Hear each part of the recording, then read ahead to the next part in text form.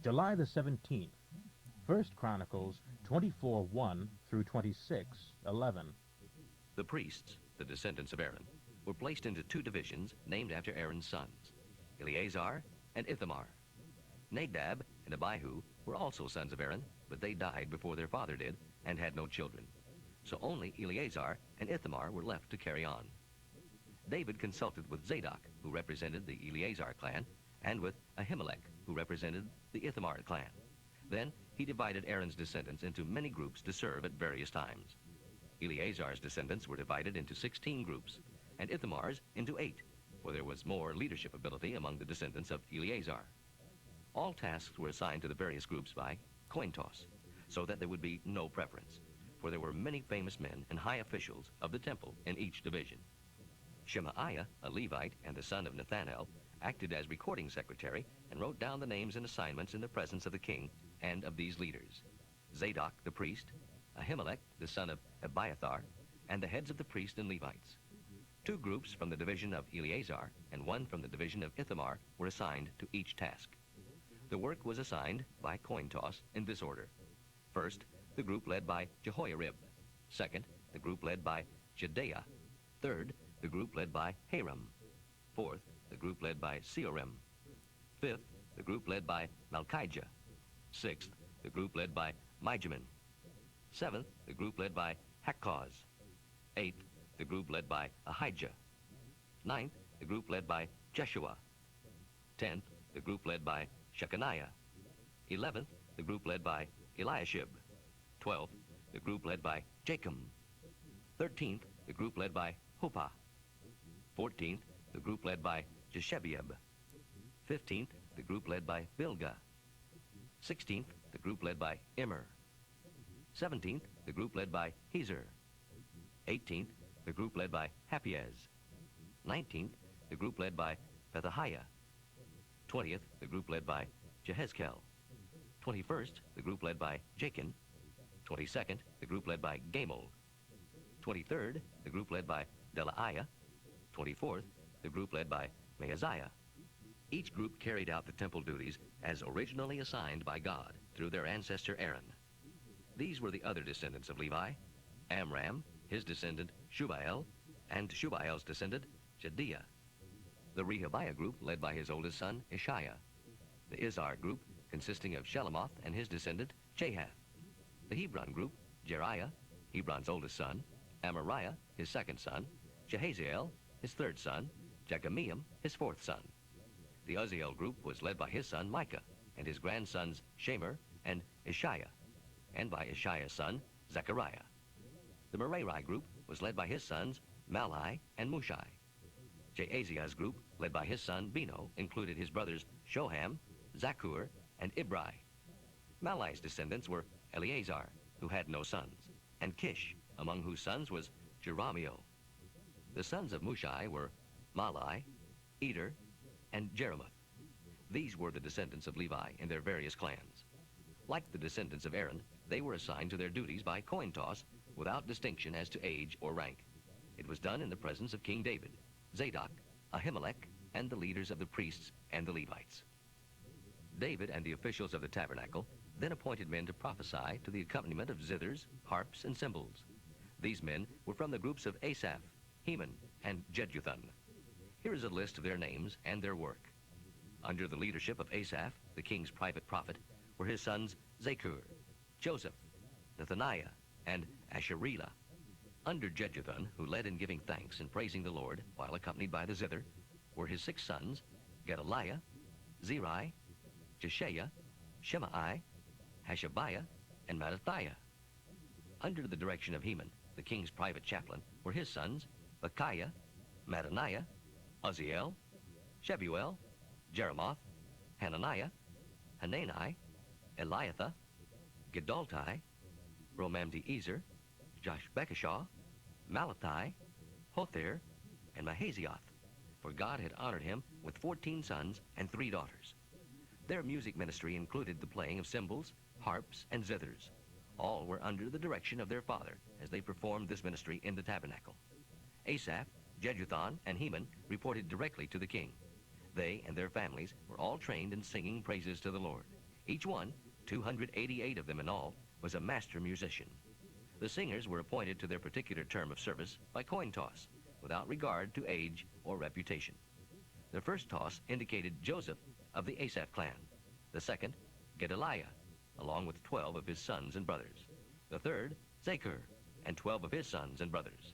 The fourth, Izri, and 12 of his sons and brothers. Fifth, Nethaniah, and 12 of his sons and brothers. Sixth, Bukiah, and 12 of his sons and brothers. Seventh, Jesharelah, and 12 of his sons and brothers. Eighth, Jeshaiah, and 12 of his sons and brothers. Ninth, Mattaniah, and 12 of his sons and brothers. 10th, Shimei, and 12 of his sons and brothers. 11th, Izarel, and 12 of his sons and brothers. 12th, Hashabiah, and 12 of his sons and brothers. 13th, Shubael, and 12 of his sons and brothers. 14th, Mattathiah, and 12 of his sons and brothers. 15th, Jeremoth, and 12 of his sons and brothers. 16th, Hananiah, and 12 of his sons and brothers. 17th, Joshbekashah, and 12 of his sons and brothers. 18th, Hanani, and 12 of his sons and brothers. 19th, Malathi, and 12 of his sons and brothers. 20th, Eliathah, and 12 of his sons and brothers. 21st, Hothir, and 12 of his sons and brothers. 22nd, Gedalti, and 12 of his sons and brothers. 23rd, Mahazioth, and 12 of his sons and brothers. 24th, Romamthi-Ezer, and 12 of his sons and brothers. The temple guards were from the Asaph division of the Korah clan. The captain of the guard was Meshelemiah, the son of Kori.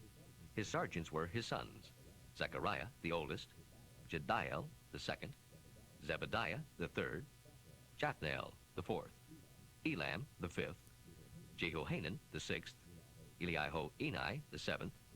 The sons of Obed-Edom were also appointed as temple guards, Shemaiah, the oldest, Jehozabad, the second, Joah, the third, Sakar, the fourth, Nethanel, the fifth, Amiel, the sixth, Issachar, the seventh, Peulthe, the eighth. What a blessing God gave him with all those sons. Shemaiah's sons were all outstanding men and had positions of great authority in their clan. Their names were Othni, Rephael, Obed, Elzabad. Their brave brothers, Elihu and Semachiah, were also very able men. All of these sons and grandsons of Obed-Edom, all 62 of them, were outstanding men who were particularly well qualified for their work. Meshelemiah's 18 sons and brothers, too, were real leaders. Hosa, one of the Merari group, appointed Shimri as the leader among his sons, though he was not the oldest. The names of some of his other sons were Hilkiah, the second, Tebaliah, the third, Zechariah, the fourth. Hosa's sons and brothers numbered 13 in all. Romans 4, 1 through 13. Abraham was, humanly speaking, the founder of our Jewish nation. What were his experiences concerning this question of being saved by faith? Was it because of his good deeds that God accepted him? If so, then he would have something to boast about. But from God's point of view, Abraham had no basis at all for pride. For the scriptures tell us Abraham believed God, and that is why God canceled his sins and declared him not guilty. But didn't he earn his right to heaven by all the good things he did? No, for being saved is a gift. If a person could earn it by being good, then it wouldn't be free. But it is. It is given to those who do not work for it. For God declares sinners to be good in his sight if they have faith in Christ to save them from God's wrath. King David spoke of this, describing the happiness of an undeserving sinner who was declared not guilty by God. Blessed and to be envied, he said, are those whose sins are forgiven and put out of sight. Yes, what joy there is for anyone whose sins are no longer counted against him by the Lord. Now then, the question. Is this blessing given only to those who have faith in Christ but also keep the Jewish laws? Or is the blessing also given to those who do not keep the Jewish rules but only trust in Christ? Well, what about Abraham? We say that he received these blessings through his faith. Was it by faith alone, or because he also kept the Jewish rules? For the answer to that question, answer this one. When did God give this blessing to Abraham? It was before he became a Jew, before he went through the Jewish initiation ceremony of circumcision. It wasn't until later on, after God had promised to bless him because of his faith, that he was circumcised. The circumcision ceremony was a sign that Abraham already had faith, and that God had already accepted him and declared him just and good in his sight before the ceremony took place. So Abraham is the spiritual father of those who believe and are saved without obeying Jewish laws. We see then that those who do not keep these rules are justified by God through faith. And Abraham is also the spiritual father of those Jews who have been circumcised. They can see from his example that it is not this ceremony that saves them, for Abraham found favor with God by faith alone before he was circumcised. It is clear then that God's promise to give the whole earth to Abraham and his descendants was not because Abraham obeyed God's laws, but because he trusted God to keep his promise. Proverbs for today, 19:15 through 16. A lazy man sleeps soundly and goes hungry. Keep the commandments and keep your life. Despising them means death.